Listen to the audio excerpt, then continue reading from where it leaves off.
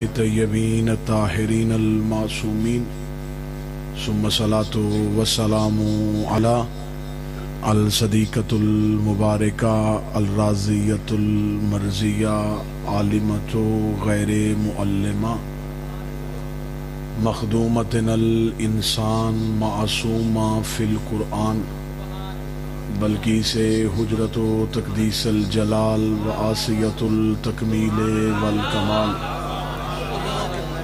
ام الکتاب ام القرآن ام الانوار ام الائمہ ام العلوم ام الہدی ام المعصومین ام الحسن ام الحسین ام المحسن و ام ابیہا السیدہ فاطمہ ولعن اللہ تعالی علی اعدائہم اجمعین اما بعد فقد قال حق سبحانہ تعالی فی کتابہ المجید و فرقان الحمید بسم اللہ الرحمن الرحیم ان اللہ و ملائکتہ یصلون علی النبی یا ایہا الذین آمنوا صلوا علیہ وسلموا تسلیما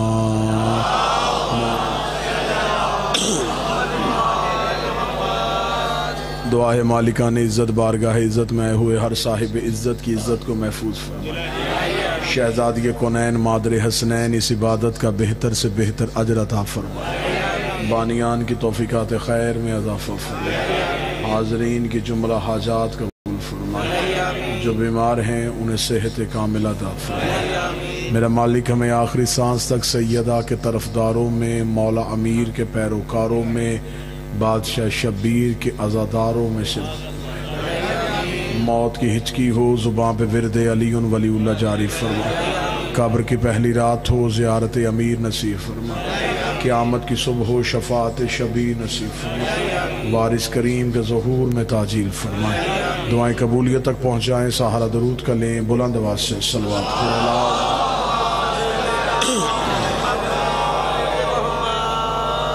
اجازت ہے ذکر شروع کیا جا سکتا سلسلہ گفتگو آج اپنی ابتدائی نشست میں تمہید کے مراحل سے گزر کے انشاءاللہ آخری مجلس میں نتیجے کے ساحل تک پہنچے گا گفتگو کا مرکز و محور سورہ الاحزاب کی اس آیت کو قرار دیا جو آیت اتنی مشہور ہے کہ لوگوں کو اس کی عربی یاد ہے اور اردو کے تلفظ سے ابھی تک واقف نہیں ہو سکتا یہ اتنی شہرہ آفاق آیت ہے کہ اسے آیہ درود بھی کہتے ہیں اسے آیہ صلوات بھی کہتے ہیں ان اللہ و ملائکتہ یصلون علی النبی بے شک اللہ اور اس کے فرشتے میں بالکل وہ ابھی ترجمہ پڑھنے لگا ہوں جو گرامر کے اعتبار سے لغت کے اعتبار سے ٹھیک ہو بے شک اللہ اور اس کے ملائکہ یصلون علی النبی صلو کرتے ہیں نبی پر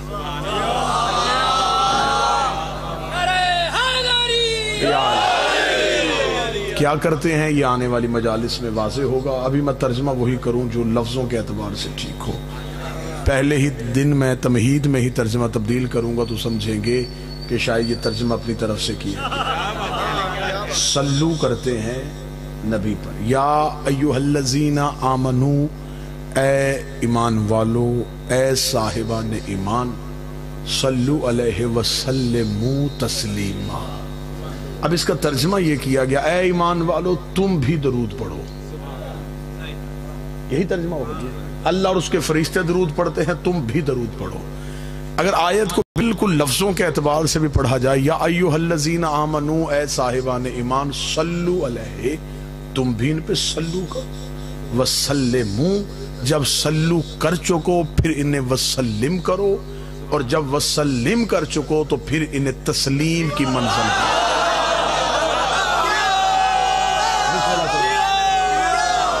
بادشاہ حسین عزت عطا فرمائے لمحہ دیر نہیں ہوئی سرکار لمحہ دیر نہیں ہوئی میرا خیال غالباً 1 منٹ میں توجہات آپ کی مکمل موضوع کی طرف ہو گئی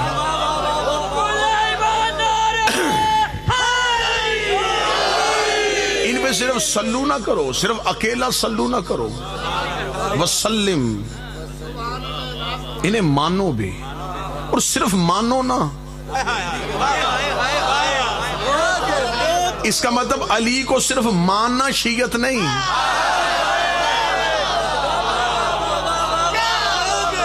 تسلیم کرنا ہے۔ میرے مالک تسلیم کرے تو کیا کریں؟ جیسا ہم مانتے، فرمایا نہیں، جیسا تسلیم کرنے کا حق ہے۔ اب اگر آپ کے ذہن میں یہ ہو کہ آل محمد کو ان کا کون سا حق ہے، تو اس حق کو پہچنوانے کے لیے میں ایک اور آیت پڑھ دیتا ہوں۔ خدا کہتا ہے یطہرکم تطہیرا، میں نے انہیں ایسا پاک کیا ہے جیسا پاک کرنے کا حق ہے۔ اگر تمہارے ذہن میں ان کی پاکیزگی کا معیار آ جائے تو سمجھ لینا کہ پھر تسلیم کا معیار بھی وہی ہے۔ لیکن اگر تمہیں یہی نہ پتا چلے کہ یہ پاکیزہ کتنے ہیں، پھر اس کا مطلب ہے کہ تم ان کے حق تک نہیں پہنچ سکتے، لیکن اپنے عرفان کے مطابق آخر تک جاؤ، جہاں تک تم پہنچ سکتے ہو وہاں تک پہنچو، صرف مانو نا۔ آج یہیں پہ ابھی مجلس کے بعد یہیں بازار میں کھڑے ہو کے کسی بندے سے گزرتے ہوئے سے پوچھے تو مولا علی کو مانتا ہے؟ وہ کہے گا مانتا ہوں۔ تو مولا امام حسن کو مانتا ہے؟ جی بالکل میں مانتا ہوں۔ تو رسالت مآب کو مانتا ہے؟ جی مانتا ہوں۔ جھگڑا ماننے پہ نہیں،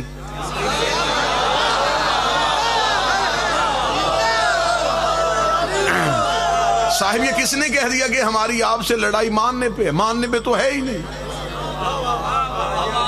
ہمارا تو جھگڑا ہے تسلیم پہ۔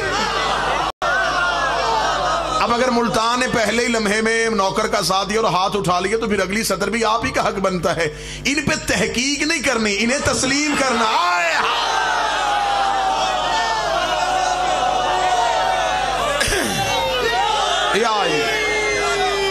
ان پہ تحقیق نہیں کرنی، انہیں تسلیم کرنا۔ ان پہ تحقیق کا تو حکم ہی نہیں۔ تحقیق ہوتی ہے ہمیشہ غیر معصوم کی بات۔ ساؤنڈ والا بھائی آواز کو ذرا بہتر کر دے، اس کو ذرا اس کی پچ کم کر کے نا جس کو تھوڑا لاؤڈ بڑھا دے۔ تحقیق ہوتی ہے گنہگار کی بات، تحقیق ہوتی ہے خاکی کی بات، تحقیق ہوتی ہے بشر کی بات۔ قرآن کہتا ہے تمہارے پاس کوئی بھی فاسق اگر کوئی خبر لے کے تحقیق کرو، تحقیق غیر معصوم پہ ہے، معصوم پہ تحقیق نہیں، تسلیم ہے۔ میرا خیال اگر یہ صدر سمجھ گئی اگلے 5 دن چپ رہو تو مجھے کوئی گلہ نہیں ہوگا، لیکن یہ صدر نہیں ضائع کرنے دینی۔ اب میں اشارہ کرنے لگا ہوں کیونکہ اگلی 4 مجلسوں میں وضاحت ہو جائے گی، آج صرف اشارہ سمجھ لینا۔ جن پہ تحقیق کا حکم تھا انہیں تسلیم کیا جا رہا ہے، یہ حق ہے سننے کا۔ بادشاہ حسین ان ہاتھوں کو ہمیشہ سلامت رکھے۔ جن پہ تحقیق کا حکم تھا انہیں تسلیم کیا جا رہا ہے، اور جنہیں تسلیم کا حکم تھا ان کے فضائل پہ تحقیق کی جا رہی۔ آپ کو کس نے اختیار دیا ہے؟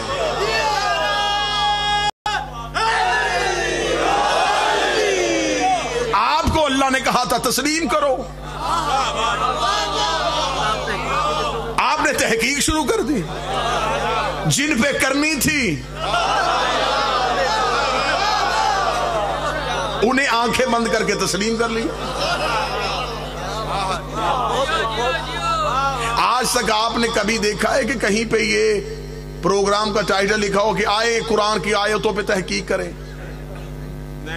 قرآن پہ تحقیق کیوں نہیں؟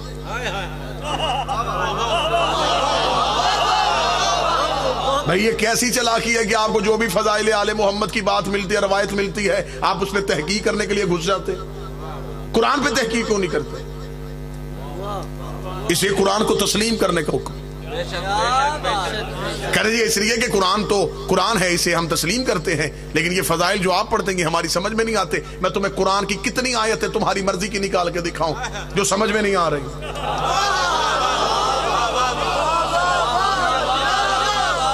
قرآن میں ان گنت واقعات ایسے ہیں جنہیں عقل انسانی مان نہیں رہی، لیکن قرآن کی وجہ سے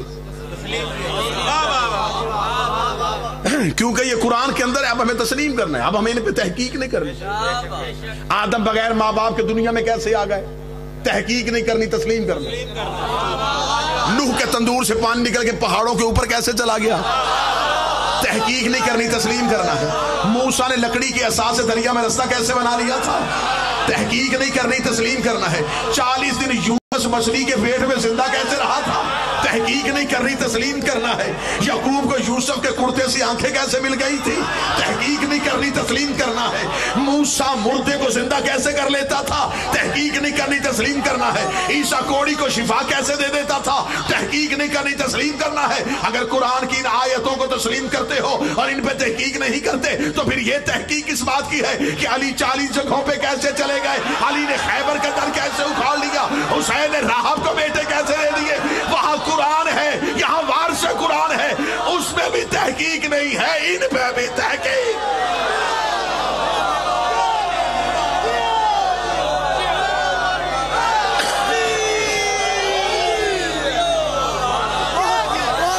बिस्मिल्लाह से उनपे भी तहकीक।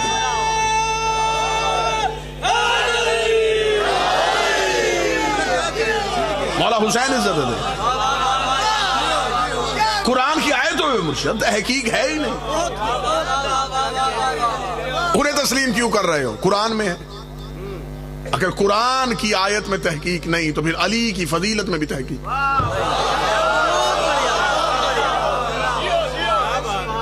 आयत समझ में नहीं आई, क्यों मान लिया? किसी मौलवी के सर पे कुरान रखो, ये सारे वाकयात ये कैसे हुए? वो कहते अल्लाह की कुदरत की वजह से। अगर कुरान की आयत अल्लाह की कुदरत की वजह से है तो अली के फजाइल अली की विलायत की वजह से।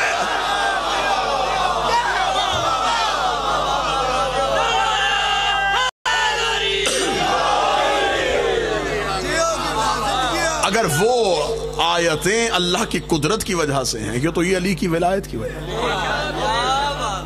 अल्लाह की कुदरत में तहकीक नहीं, अली की विलायत में तहकीक। अगला जुमला बड़ा खूबसूरत है, अल्लाह कादर मुतलक है, अली वली मुतलक।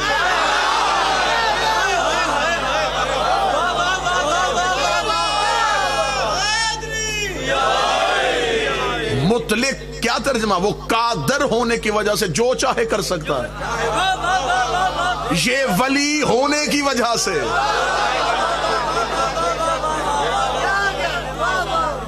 जो चाहे वो कर सकता है। कुरान भी मंजिले तस्लीम पे,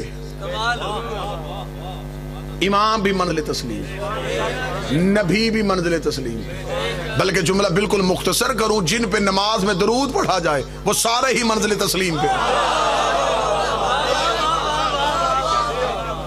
उनमें से किसी पे तहकीक नहीं हो सकती। कुरान में तहकीक नहीं है।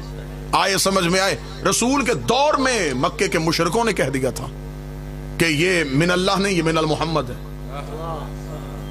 कहा है? मक्के के मुशरिकों ने कहा। उसे कहा ये अल्लाह की तरफ से नहीं, अब्दुल्ला का बेटा तू घर में बैठ के ये आयतें लिखता है और तू कह देता है ये अल्लाह की तरफ से। ये अल्लाह की तरफ से नहीं, ये मिन अल मोहम्मद है, मिन अल्लाह नहीं। अब इतराज कुरान पे आ गया, तहकीक कुरान पे होने लगी। खुदा ने कहा मेरा मोहम्मद पीछे हट, अब झगड़ा तेरा नहीं, बात मेरी है। क्या कहा इन जाहिलों ने? ये जाहिल क्या कहते हैं? ये बड़ी बड़ी दाढ़ियों वाले क्या कह रहे हैं?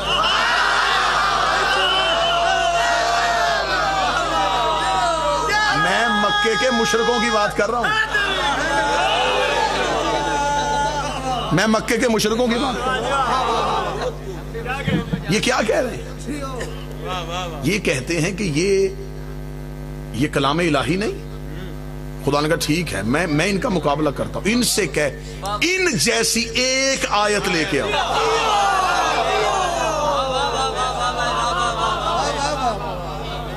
तुम्हारे पास कुरान के मुकाबले में कुरान है ना, तो लाओ। मुकाबला करना चाहते हो तो लाओ। इस जैसी एक आयत लेके आओ। बंदे अली के फजाइल पे शक कर रहे हैं, अली जैसा एक इमाम है तो लाओ।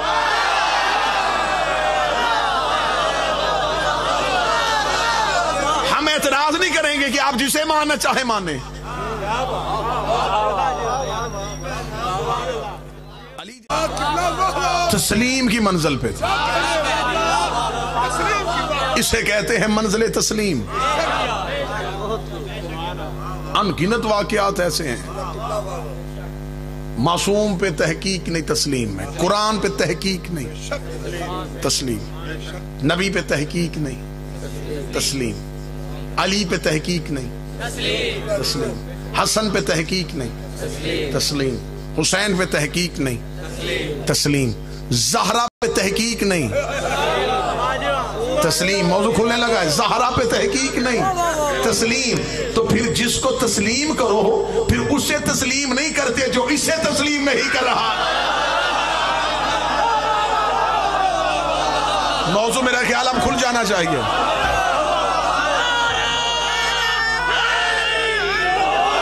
اگر سیدہ کو تسلیم کیا گیا تو پھر انہیں کیوں تسلیم کیا گیا؟ جنہوں نے سیدہ کو تسلیم نہیں کیا تھا کیونکہ جو گواہ مانگ رہا تھا وہ تحقیق والا تھا.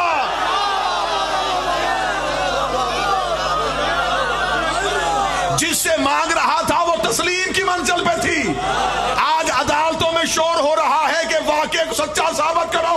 پہلے تم بتاؤ تم تحقیق والوں کی طرف ہو یا تسلیم والوں کی طرف؟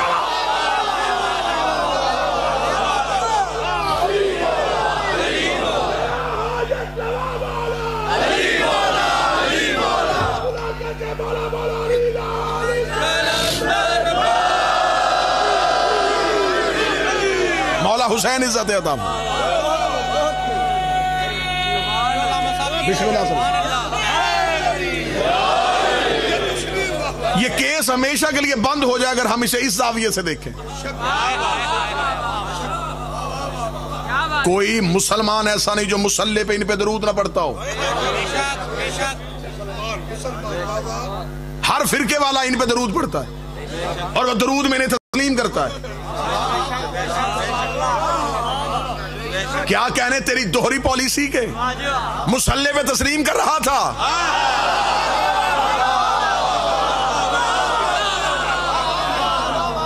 مصلی سے ادھر کے تحقیق کر رہا ہے. اچھا دوسری بات یہ ہے کہ درود میں کتنا بڑا معجزہ ہے. مسلمان نے درود جب اذان سے پہلے پڑھا تو اپنی مرضی کے گھروں میں بھیج دیا. اشارہ سمجھنا شروع کرو آپ لوگ. دور بڑا مشکل آ گیا ہے. اشارہ میری قوم اب سمجھنا شروع کرے. درود کبھی ادھر بھیج دیا، کبھی ادھر بھیج دیا، کبھی ادھر بھیج دیا. ان پہ بھی جس نے مائی پہ کھڑے ہو کے درود کا ادھر ادھر بھیجا تھا جب وضو کر کے مصلی پہ آیا درود خود ہی سمٹ کے زہرا کے گھر پہ آ گیا. پھر درود اکیلا دہلیز سیدہ پہ آ گیا. جہاں ادھر ادھر بھیجا تھا مصلی پہ تجھ میں جرت ہے تو جہاں اذان سے پہلے بھیجا تھا مصلی پہ بھی وہاں بھیج کے دکھا. کہتا مصلی پہ بھیجوں گا تو عبادت حرام ہو جائے.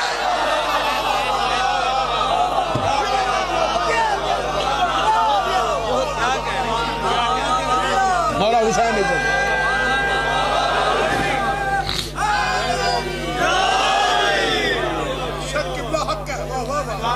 سیدہ منزل تسلیم پہ تھی.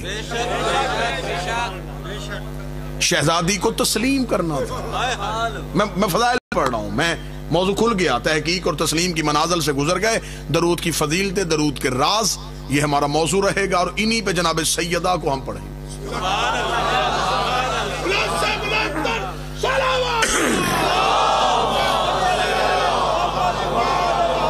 اور ثابت کریں گے مسلمان ہے نماز کی وجہ سے، نماز ہے درود کی وجہ سے، درود ہے زہرا کی وجہ سے. ابھی تک تو مسلمان کو اصل درود کی سمجھ ہی نہیں آئی. خدا ہمیں کہہ رہا تم پڑھو صلو علیہ وسلم، تم پڑھو، اور ہم نے آگے سے کہا اللہم صلی علی، تو پڑھ.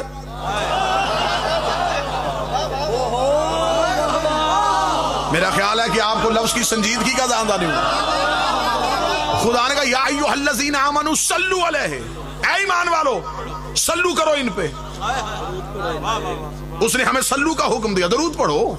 ہم نے آگے سے کیا کہا؟ اللہم صلی علی محمد والے، اے میرے اللہ تو درود پڑھ. وہ کہہ رہا ہے تم پڑھو، ہم کہہ رہے تو پڑھ. پھر اصل میں درود کیا ہے؟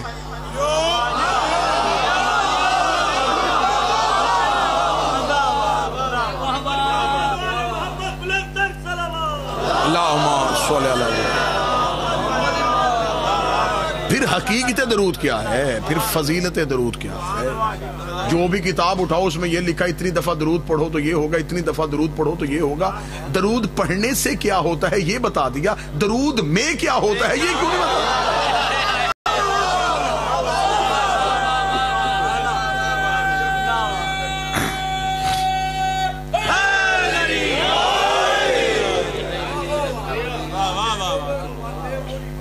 خدا کہہ رہا ہے کہ میں اور میرے فرشتے پڑھ رہے ہیں.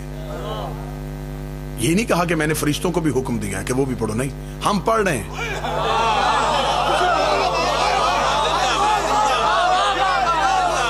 حکم ہمیں دیا ہے تم پڑھو، ہم پڑھ رہے ہیں. اور وقت بھی نہیں بتایا، زمان و مکان بھی نہیں بتایا، جب سے ہیں تب سے پڑھ رہے ہیں.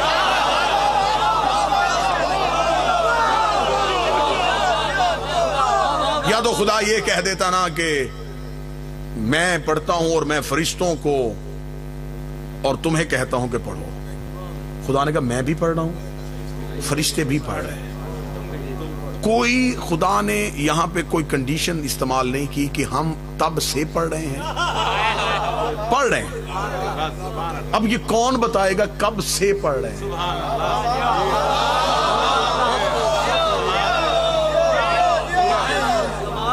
یہ جو خدا نے کہا تم پڑھو، کیا مجھے مولوی بتا سکتا ہے کہ یہ جو خدا نے امر دیا ہے اس میں آدم آ رہا ہے؟ اس کا مطلب آدم کو بھی حکم آ رہا ہے کہ تم بھی پڑھ.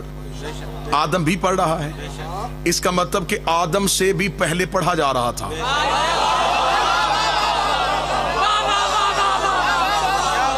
آدم سے پہلے تو پڑھا گیا. یہ تو آپ اہل سنت کتابیں چاہیں گے تو میں یہاں ممبر پہ لے کے آگے رکھ دوں گا کہ خدا نے جب حضرت آدم اور حوا کا نکاح پڑھا تو فرمایا آدم حق مہر دے تاکہ حوا تجھ پہ حلال ہو. فرمایا میرے مالک ابھی تو نے حکم دیا ہے، ابھی تو نے خلق کیا ہے، زمین پہ بھیجے گا، کچھ کماؤں گا پھر دوں گا، اب حق مہر کہاں سے دوں؟ فرمایا 5 دفعہ آل محمد پہ درود پڑھ.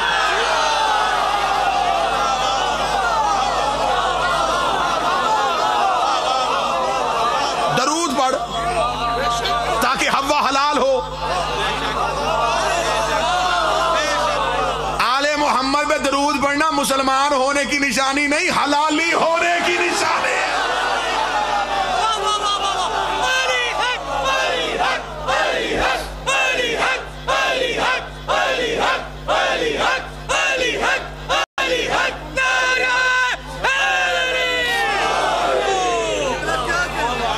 تو پڑھ ان پہ درود. اب جو آدم نے درود پڑھا وہ درود کیا تھا؟ وہ بھی یہی تھا، تو پڑھ. جب آدم میں بھی یہ طاقت نہیں کہ وہ بھی پڑھ سکے ان پہ، یا تو آدم پڑھ دیتا. خدا کہتا ہے یہ میرا پہلی حجت ہے، یہ پہلا خلیفہ ہے، اسے میں نے اذن دے دیا تھا، اس نے پڑھ لیا. نبیوں نے بھی اسے کہا تو پڑھ.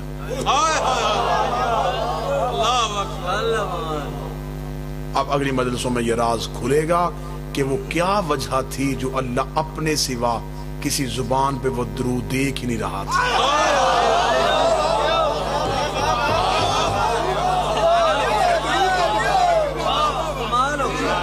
تمہیں حکم ہے،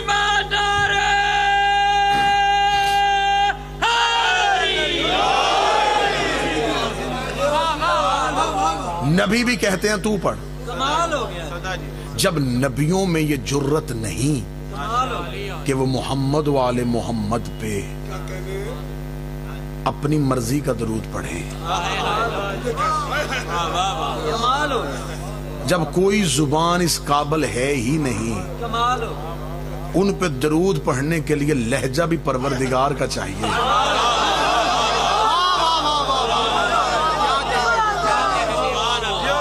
اور اگلی مجلسوں پہ یہ بھی راز کھلے گا کہ فرشتے کیوں پڑھتے تھے. جو کام اللہ نے نبیوں سے نہیں لیا وہ فرشتوں سے کیوں لینا؟ یہ ہے فلسفہ درود. اور جب اس فلسفے کو پورا کھولیں گے تو اندر سے سیدہ کا ایک راز نکلے گا.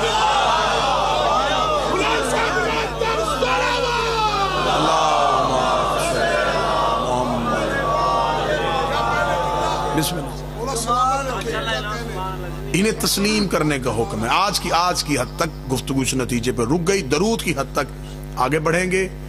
سیدہ کو تسلیم کرنے کا حکم تھا. اسے تسلیم کرو. شہزادی نے جب مقدمہ کیا تھا، میں فضائل پڑھ رہا ہوں کیونکہ یہ عصر حاضر کا اہم ترین موضوع.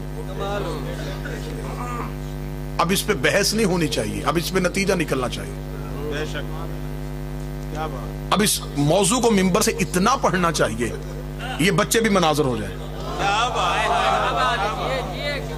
میں نے پورے ملک میں ایک بات کی اور آج میں ملتان میں پہلی دفعہ یہ بات کرنے لگا. ویڈیو کیمرے کے ذریعے پوری دنیا میں یہ بچے ملتان عزاداری والے پوری دنیا کو یہ مجلس دکھا رہے ہیں. اللہ ان کی توفیقات میں اضافہ فرمائے. میں اس کیمرے کے توسل سے پوری دنیا میں ایک پیغام پہنچانا چاہتا ہوں. جناب سیدہ کے حق سے لوگوں کا آشنا نہ ہونا حقائق کے نہ ہونے کی دلیل نہیں، منبر کی بزدلی کی علامت ہے. میرا خیال ہے جو اس لفظ کو سمجھا یہ نہیں ہے کہ حقائق نہیں، حقائق ہیں. منبر کی بزدلی کی علامت. اگلی سطر کہوں گا تو جو ذہن چپ ہے وہ بھی تائید کرے گا.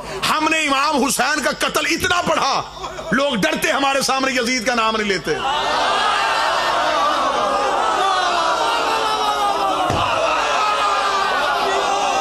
اتنا پڑھا ہم نے حسین کا. بالکل جیسے حسین کا قاتل بتایا تھا ویسے ہی بطول کا قاتل بتانا چاہیے.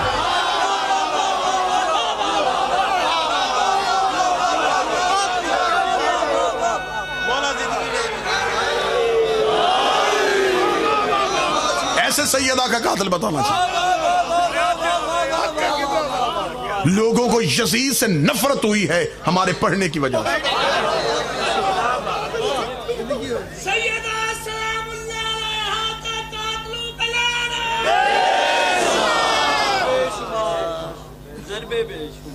ہم نے کہا نہیں اتحاد قائم ہو جائے. بھائی اتحاد ہوتا ہے عقیدے میں رہ کے. اتحاد عقیدے کے اندر رہ کے ہوتا ہے. اگر آپ کو اتنے اتحاد کی بات ہے تو آپ کشمیر پہ بات کیوں کرتے ہیں؟ کیا کشمیر کے ایشو پہ بات کرنے سے آپ کے دوسرے ملکوں کے ساتھ اتحاد خراب نہیں ہو رہا ہے؟ لیکن آپ کشمیر پہ بات کر لیتے ہیں. آپ کا پرائم منسٹر اقوام متحدہ پہ بات کرے تو آپ اس کو سراہتے ہوئے نہیں تھکتے. بہت اچھی بات ہے. آنکھوں میں آنکھیں ڈال کے بات کی ہے جی. اس نے کس میں بات کی ہے جی؟ کشمیر پہ. کشمیر میں کیا ہے؟ وہ کہتے جی ہماری جاگیر ہے، قبضہ کر لیا ہے ہندو نے. اس کا مطلب ہندو تیری جاگیر پہ قبضہ کر لے تو ہندو پہ لعنت ہو سکتی ہے. کوئی مسلمان محمد کی بیٹی کی جاگیر پہ قبضہ کر لے.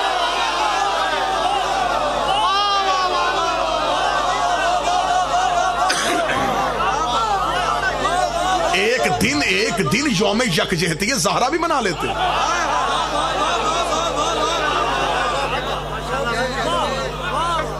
ایک دن سیدہ کے حق کی بات بھی کر لیتے. آپ کس فورم پہ نہیں گئے؟ آپ بیٹھے ہوئے تھے، آپ بات کرتے، آپ محبت سے بات کرتے، آپ لوگوں تک حق پہنچاتے. تو پہنچایا نہیں گیا. منبر کی بزدلی کی علامت. خبر تھی یہ بات کریں گے. جان خطرے میں، روزگار خطرے میں، کیریئر خطرے میں. میری مجبوری ہے. میرا پیشہ شیعہ نہیں، مذہب شیعہ ہے.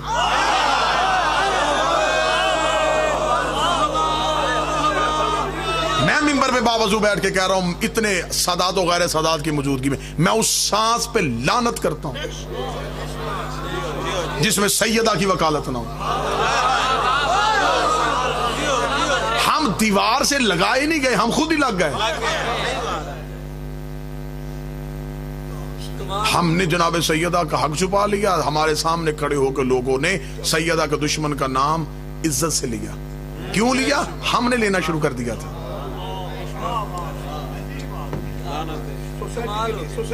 اب میں نام نہیں لوں گا اور میں اشارہ کر دوں گا، جنہوں نے زہرا کا مال خمس کھایا تھا وہ بھی زہرا کی بات نہیں کر رہے.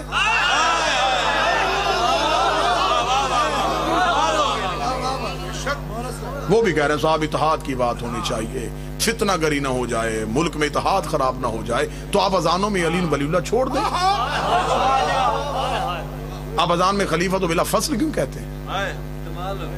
آپ ایک دن ہماری مجلسیں بند کروائیں گے، آپ پھر اذانیں بند کروائیں گے. آپ اس اتحاد کو کہاں لے کے جانا چاہتے ہیں؟ کہیں اس اتحاد کی آڑ میں آپ ہمارے مذہب کی چھت تو نہیں گرانے لگے؟ سیدہ پہ بات کرو. اسکول جاتے ہو، کالج جاتے ہو، یہ ساری ذمہ داری ممبر کی نہ دو. آپ معاشرے میں رہتے ہیں، یہ میرے نوجوان بچے جو ہیں جو سوشل میڈیا پہ بیٹھتے ہیں، جو لوگوں کے ساتھ دوستوں کے ساتھ خوش گپیوں میں وقت گزارتے ہیں، ایک دن ایسا رکھو اپنے دوستوں کو کسی چائے کی پارٹی میں بلاؤ، کسی کھانے پہ بلاؤ، اسے کو ایک اہم ایشو پہ بات کرنی، ان کو بٹھا کے بڑی محبت سے کہو کہ ہم بات کرنا چاہتے ہیں نبی کی بیٹی کیا، ہم نبی کی بیٹی کے حق پہ بات کرنا چاہتے ہیں. ان 10 میں سے ایک بچہ ضرور رات کے وقت تمہارے گھر کے دروازے کی دستک دے گا اور دے کے کہے گا میں دوستوں میں نہیں بولا تھا، میں چپ رہا تھا، رات مجھے نیند نہیں آئی، اب مجھے بتا حق کیا ہے. اس ایک کے لیے آؤ. سیدہ کی طرفداری کیسے ہوگی؟ کیسے ہم مظلومہ کا حق دنیا کو بتائیں گے؟ ریسرچ کر لو، تحقیق کر لو، آج کے بعد تحقیق کرنی شروع کر دو، جاؤ سرچ کرو. دنیا میں جتنے لوگ نئے شیعہ ہوئے ہیں وہ سیدہ کے حق پہ ہوئے. اپنے ارد گرد دیکھنے والوں میں سے کسی 9 شیعہ کے سر پہ قرآن رکھ کے پوچھ، علی کی تلوار کی وجہ سے شیعہ ہوا؟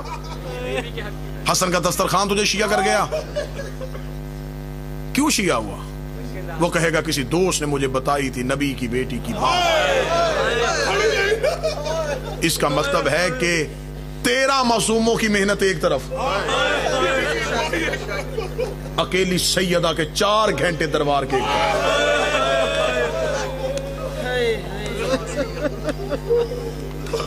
کب پڑھیں گے ہم حق؟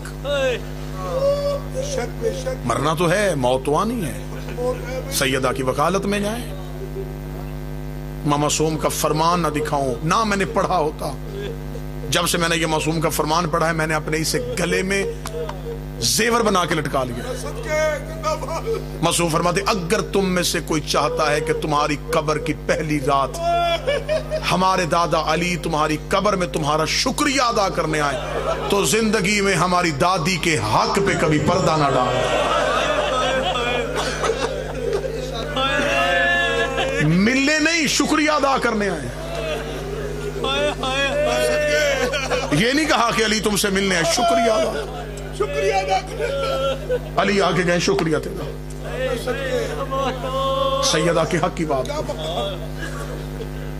بی بی کا حق پڑھو، اتنا پڑھو اتنا پڑھو لوگوں کو حقائق کا پتہ چل سکے. اب بات ہل گئی ہے کیونکہ اب کتاب لینے کے لیے مولوی کے گھر جانا نہیں پڑتا. اب نوجوان نسل کی انگلیوں کے نیچے لائبریری. مولوی کے پاس جاتے تھے، مولوی صاحب فلاں کتاب دکھائیے، وہ جھوٹ بول دیتا تھا، یہ ہے ہی نہیں یہ کتاب. اب نوجوان نسل جو ہے وہ فوری طور پہ کتاب نیٹ سے نکال لیں گے. ہمارا کام ہے آپ تک آگاہی کرنا، آپ کا کام ہے آگے پہنچانا، لوگوں تک پہنچانا. میں اس میں آپ کو مختلف ان 5 دنوں میں ایسے ایسے نکات دوں گا، ایسے ایسے نکتے نکال کے دوں گا جس کی رد ہی کوئی نہ ہو. تیاری ہو رہی ہے نا جی کہ شاید عدالت میں یہ کیس آ جائے تو ہمیں جانا پڑے مناظروں کے لیے. جب بھی آپ مناظرے کے لیے جائیں گے تو ایک بات ذہن میں رکھیے گا کہ آج پاکستان کی عدالت اس پوزیشن میں نہیں ہے کہ وہ آپ سے مذہب میں مناظرہ کروائے. مجھے شہزادی نے یہ شرف بخشا ہے اور میں شہزادی کے اس طرز پہ ان کی دہلیز پہ سجدہ ریز ہوں کہ میں نے شہزادی کے حق پہ مولا امیر المومنین کے لیے مختلف پاکستان کی عدالتوں کا رجوع کیا. عدالتوں کا طریقہ کار اب یہ ہے کہ وہ مذہب کی کتاب نہیں، وہ کہتے قانون کی کتابیں نہیں. مذہب کے مناظر ہمارے کھڑے ہوں، وہ کہہ دیا ہم نے مذہب پہ بحث ہی نہیں کرنی، ہم نے دیکھنا کون سی کتاب ٹھیک ہے کون سی نہیں، کون سی روایت مستند ہے کون سی ضعیف ہے. آپ ہم سے قانونی زبان پہ بات کریں. تو پھر کون بات کرے گا؟ پھر میں نے شہزادی سے خیرات مانگ کے اپنے آپ کو 3 دن اس کام کے لیے مقید کیا، اور میں نے 114 ایسے قانونی نقائص نکالے ہیں جس میں ہم سپریم کورٹ میں بھی ثابت کریں گے، میجر ایکٹ سامنے رکھ کے زہرا حق پہ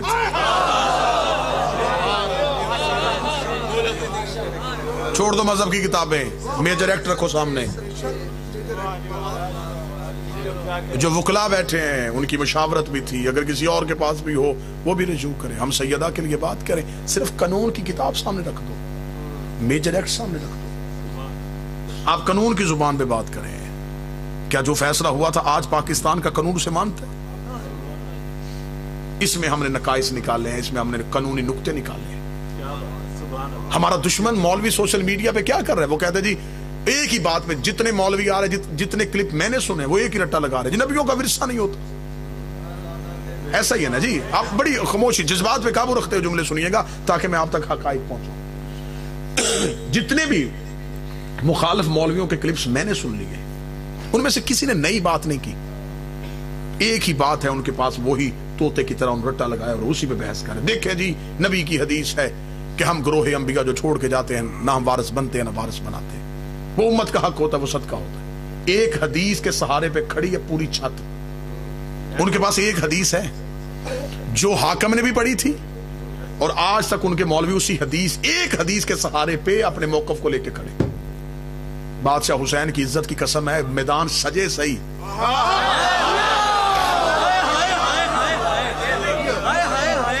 پہلے 5 منٹ میں اس دلیل کو ہمیشہ کے لیے دفن نہ کر دوں تو کہنا. کس میں بحث کر رہے ہو؟ کتابیں اکٹھی کر رہے ہو، کس بات میں اکٹھے کر رہے ہو؟ جو نبیوں کا ورثہ نہیں ہوتا. یہی ہے نا.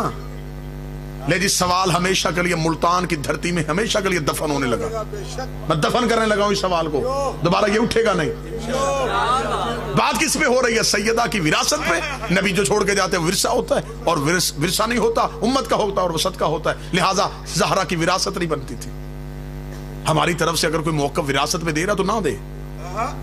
میں جہت تبدیل کرنے لگا ہوں، میں زاویہ تبدیل کرنے لگا ہوں. میرے مرنے کے بعد میری جائیداد میری اولاد میں وراثت میں جائے گی. لیکن اگر میں زندگی میں اپنے اولاد میں سے کسی ایک کو لکھ دوں، اب بتاؤ وہ وراثت ہے کہ ملکیت ہے؟ فدق زہرا کی وراثت نہیں تھی، نبی لکھ کے گئے تھے، زہرا کی ملکیت تھی.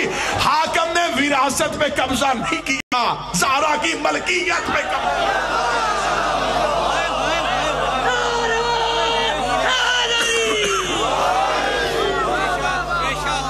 قبضہ وراثت پہ تو ہے ہی نہیں.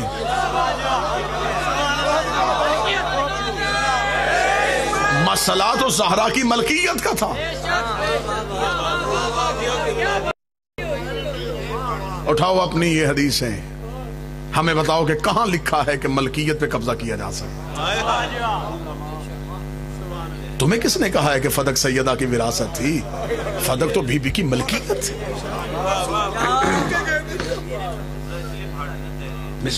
اور جو شہزادی، بے شک جو سیدان بھائی، جو شہزادی تحریر لے کے گئی تھی وہ ملکیت ہی کاغذات تھے.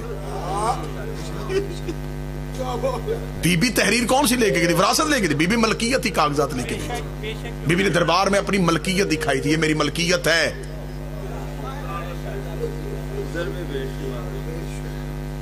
ہمیں وراثت سے نہیں ہے، ہم نبی کی ملکیت جو سیدہ کی تھی.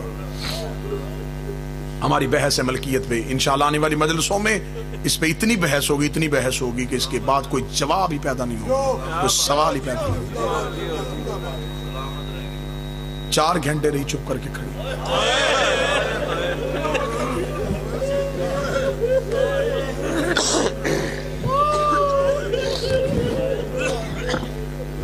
بیٹیوں والے بیٹھے ہو،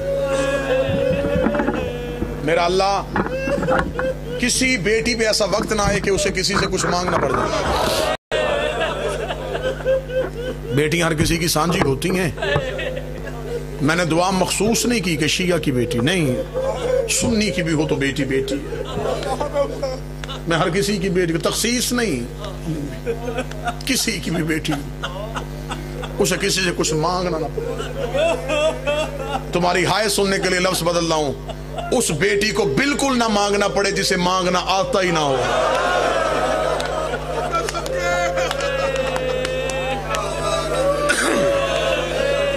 ہر گھر میں بیٹی ہے،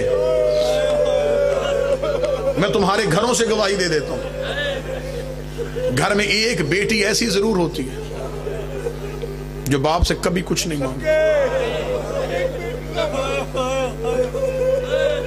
باپ بار بار اسے کہ بیٹا کچھ چاہیے، نہیں بابا، نہیں بابا، نہیں بابا۔ آپ شام کو تھکا ہوا مزدور بھی گھر جائیں، بیٹا اگلے دن کی فہرست باپ کے سامنے رکھے گا، مجھے یہ چاہیے، مجھے یہ چاہیے، مجھے یہ چاہیے۔ بیٹی نہیں، عید والے دن مزدور باپ کہے نا بیٹی سے تجھے لباس چاہیے، وہ رو کے گئی، نہیں بابا میرا تو پچھلا ہی ابھی نہیں آیا، میں نے تو کہیں پہننا ہی نہیں تھا۔ آزما کے دیکھ لینا، اللہ نہ کرے باپ پہ مصیبت آئے،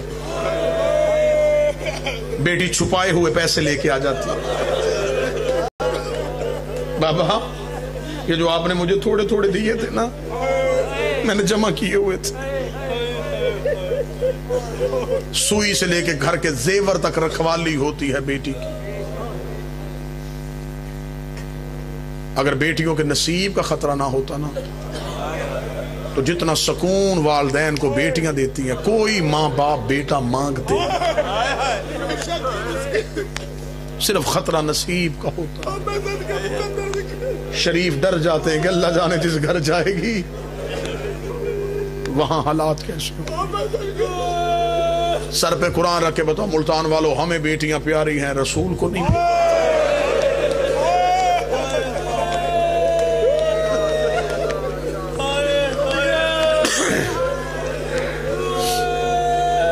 نفسیات سن کے رو پڑے ہو تو چلو میں دو جملے اور پڑھتا ہوں، نفسیات کے پڑھ دیتا ہوں۔ مذہب جعفریہ میں، شیعہ مذہب میں، شیعہ مذہب نہیں اسلام میں، شیعہ مذہب ہے نہیں اسلام ہے، قانون قدرت ہے، آئین قرآن ہے، بیٹی باپ کی وراثت میں بیٹے کی طرح حصے دار بنتا ہے، بیٹی کا شرعی طور پہ وارث ہوتی ہے، لیکن ہمارے ماحول کی تربیت کا اثر ایسا ہے، اکثر بہنیں بھائیوں سے حق نہیں لیتی۔ میں معاشرے کی بات کر رہا ہوں، میں سماج کی بات کر رہا ہوں، اکثر بہنیں نہیں، بنتا ہے ان کا، لیتی نہیں۔ کیوں؟ ماں باپ نے تربیت ایسے کی ہوتی ہے، بیٹیوں کو بھائیوں سے وفا سکھائی ہوتی ہے۔ باپ زندگی میں کہنا بیٹا میں تجھے جگیر لکھ کے دوں، رو کے دی بابا تیری جگیر تیرے بیٹوں کے نصیب ہو، بابا ساری بھائیوں کو لکھ دے، صرف ان سے اتنا کہ میرا پیک کا دروازہ بند نہ کریں، ایسے نہ ہو میں تیرے گھر رہا ہوں یہ مجھے کہیں تو حصہ لے چکی ہے، بابا تیرے گھر میں میرا حصہ رہے گا، میں آتی رہوں گی۔ باپ کی زندگی میں نہیں مانگتی، باپ دنیا سے چلے جائے بھائی بہنوں سے کہیں حصہ دے کدی تیری اولاد کے نصیب ہو، میں روکھی سوکھی کھا لوں گی۔ میں نے اپنی آنکھوں سے دیکھا بہنیں عدالتوں میں جگیر کے کاغذات میں دستخط کر کے کاغذات بھائی کے حوالے کر کے ماتھا چوم کے کہتی لکھ دی میں نے تیری جگیر، تجھے نصیب ہو ایک احسان کرنا، کفن میرا تو نے لے کے آنا، کفن مجھے میرے پیکے گھر کا چاہیے، ایسے نہ ہو مجھے میرے خاندان میں لوگ تانے دیں۔ بہنیں کفن بھائیوں سے مانگ کے لیتی، ہائے قسمت نبی اور علی کی بیٹیوں کی، نہ حق ملا نہ کفن ملا، حق کا وقت تھا امت بگڑ گئی، کفن کا وقت تھا پی کا گھر اجڑ گیا۔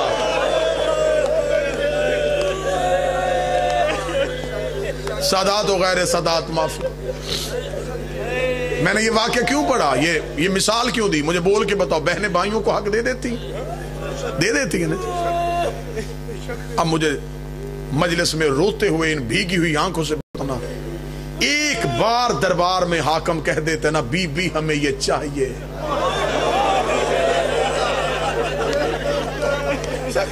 بابا جی کریمہ ماں کی بیٹی تھی، اس کی ماں نے ساری دولت اسلام کو دی تھی، یہ بی بی لمحہ نہ لگاتی، سب کچھ دے کے آ جاتی۔ ہم گلیوں میں اس لیے ماتم کر رہے ہیں، مانگا نہیں گیا بلکہ دربار میں کہا گیا تو جھوٹ بول رہی ہے۔ نبی کی بیٹی روتی روتی رو کے کہتی حق نہ دے لیکن مجھے بیٹوں کے سامنے جھوٹا نہ کہہ، مجھے نہ کہہ تو جھوٹ بول۔ علی اور سیدہ کے ساتھ ظلم یہ ہوا، علی کے فضائل چھپا دیے گئے، زہرا کے مصائب چھپا دیے گئے۔ علی کے فضائل خوف کی وجہ سے چھپائے گئے، زہرا کے مصائب خوف کی وجہ سے چھپائے گئے۔ اس بی بی کی یہ مظلومیت کم ہے کہ ہم آج تک اس کے قاتل کا نام ممبر سے نہیں لے سکتے۔ ہر روز میں سیدہ کے درد ہی پڑھوں گا، یہ نہیں کہ ایک دن شہادت پڑھ دوں تو پھر نہ پڑھی جائے، اتنے درد ہے زہرا کے۔ میں 10 دن گیا، میں ساری زندگی بھی زہرا کے درد پڑھوں، سیدہ کے درد ختم ہی نہ ہو۔ کوئی ایک بار قتل ہوئی ہے نبی کی بیٹی؟ میں کون کون سا قتل پڑھوں؟ جو دربار میں ہوئی تھی وہ پڑھوں، جو دروازے پہ ہوئی تھی وہ پڑھوں، لیکن یہ میں ممبر پہ قسم کھا کے کہتا ہوں اس بی بی کے مصائب بھی نہیں پڑھے، چھپا دیے گئے بی بی کے مصائب ڈر کی وجہ سے۔ کچھ ڈر ہمارے سامنے رہا، کچھ یہ رہا اس بی بی کے معاملے میں شیعہ قوم انتہائی حساس ہے، عقیدت ہے نا سیدہ سے، تھوڑا سا بھی درد زیادہ پڑھ دے بندے مرنے پہ آ جاتے۔ اجازت دے ملتان تو میں ایک درد کا پردہ اٹھاؤں، ایام سیدہ کے ہیں، پتہ تو چلے کہ محمد کی بیٹی دکھی کتنی تھی۔ تمہارے یقین کے اضافے کے لیے میں قسم دیتا ہوں، مجھے غازی کے علم کی قسم، اتنی جلالت والی قسم میں نے دی ہے، میں غلط پڑھوں غازی مجھے معاف نہ کرے، تو برداشت کرے تیو جانے اور پھر غلموں والا عباس جانے۔ ساری زندگی تم نے ممبر سے یہی سنا ہے کہ بی بی دربار سے گھر آئی ہے، سر کے بال سفید تھے، کمر جھکی تھی، سر کے بال سفید تھے، کمر جھکی تھی، تم سفید بالوں کو روتے رہے، تم جھکی ہوئی کمر کو روتے رہے۔ مجھے غازی کے علم کی قسم ہے، بی بی دربار سے گھر واپس آئی، بی بی کا ایک ہاتھ رخسار پہ تھا، بی بی کا ایک ہاتھ چہرے پہ تھا۔ کوئی سید بیٹھا ہو مجھے کنیز کا بیٹا سمجھ کے معاف کر دینا، ایک ہاتھ بی بی کا چہرے پہ تھا۔ ادھر بی بی حجرے میں گئی، شام والی ملکہ ماں کے پیچھے دوڑی، رو کہتی ہے اماں مجھے بتا تجھے دربار میں کسی نے مارا بھی ہے؟ رو کہتی آہستہ بول میرا حسین مر جائے۔ اللہ لعنت اللہ علی القوم الظالمین۔